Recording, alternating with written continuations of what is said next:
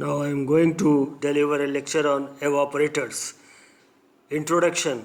An evaporator is any heat transfer surface in which a volatile liquid is vaporized for the purpose of removing heat from a refrigerated space or product and also cooling its own coil.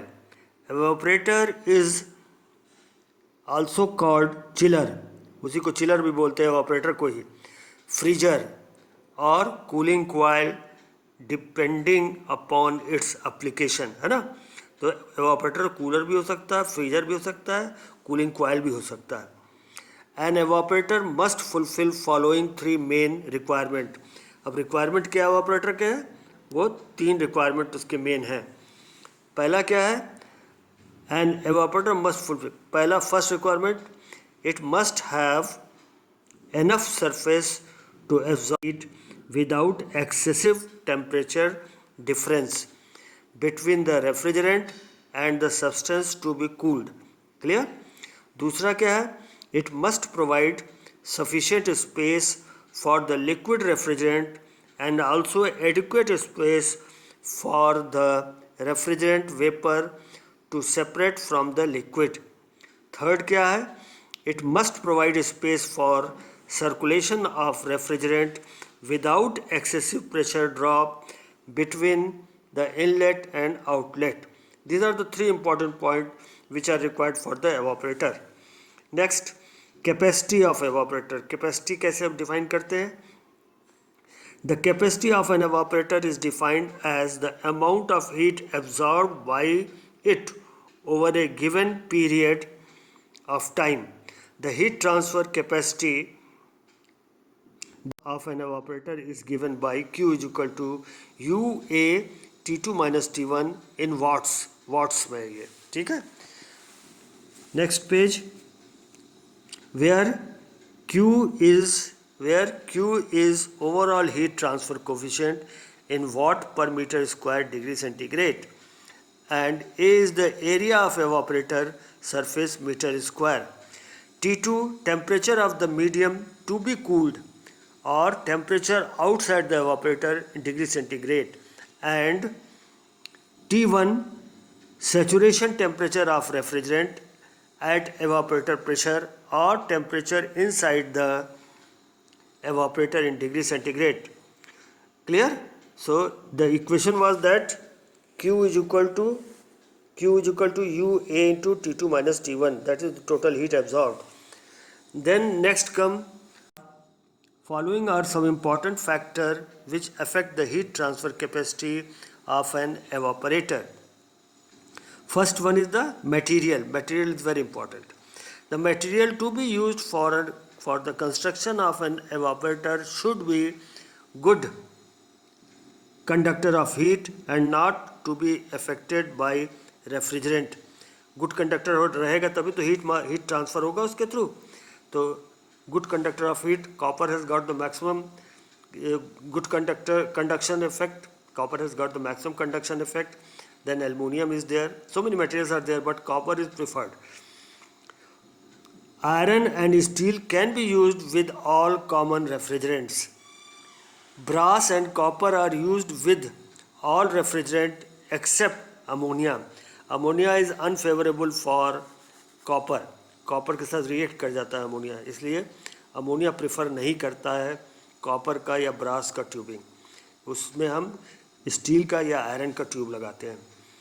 Aluminium should not be used with Freon. Freon के साथ aluminium नहीं use करना चाहिए. दूसरा factor क्या है, temperature difference. The difference of temperature within the evaporator and the product to be cooled play a significant role in the heat transfer capacity of an evaporator, है ना. Temperature difference is very important. Temperature difference between the refrigerant and the product to be cooled, उसके बीच में temperature difference बहुत important part play करता है. A too low temperature difference below 8 degree may cause slime or certain product such as meat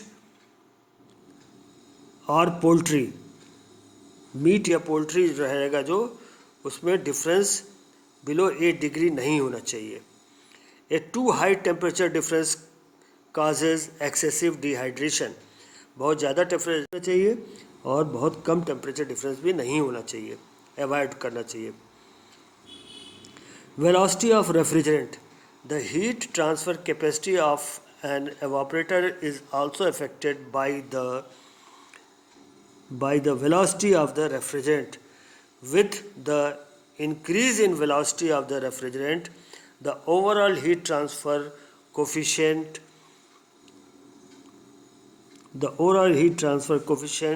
also increases, but the increased velocity lead to greater loss of pressure in the evaporator.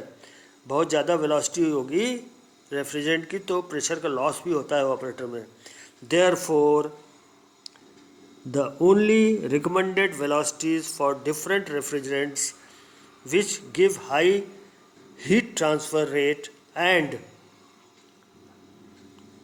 allowable उसके बाद wall thickness of the evaporator. These are the various factors on which the cooling effect depends in the evaporator. Wall thickness of the evaporator. The wall thickness of evaporator coil has a slight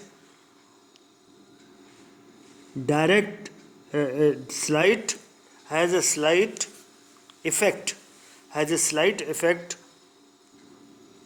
on the total heat transfer capacity because the evaporator are usually made from highly conductive materials. Material conductive होते हैं ना, पहले mention किया, copper हो सकता है, aluminium हो सकता है, स्टील हो सकता है. तो मटेरियल कंडक्टिव मटेरियल की वजह से वॉल थिकनेस उससे वेरी करता है. किस टाइप का मटेरियल लिए हो उसके हिसाब से वॉल थिकनेस रखते हैं एवापोरेटर का. Then contact surface area. Contact surface available between the wall of the evaporator coil and the medium being cooled is an important factor which affects the heat transfer capacity of an evaporator. It depends on the physical size and shape of the coil of the evaporator. मतलब कैसा किस type से आपने उसको बनाया हुआ उसके ऊपर डिपेंड करता है. Then heat transfer in evaporator. In evaporator there are 3 heat transfer resistance. These are refrigerant side for transfer of heat from solid surface to liquid refrigerant, है ना, solid से liquid की तरफ होता है बेटा. Then metal wall. metal का wall कैसा है, thickness क्या है, किस टाइप का wall है उसका. Then third, cooling medium side which could be other fluid or a wetted surface on a cooling and dehumidification coil. तो हीट ट्रांसफ़र एवापोरेटर में 3 चीज़ों पर डिपेंड करता है, बताया गया.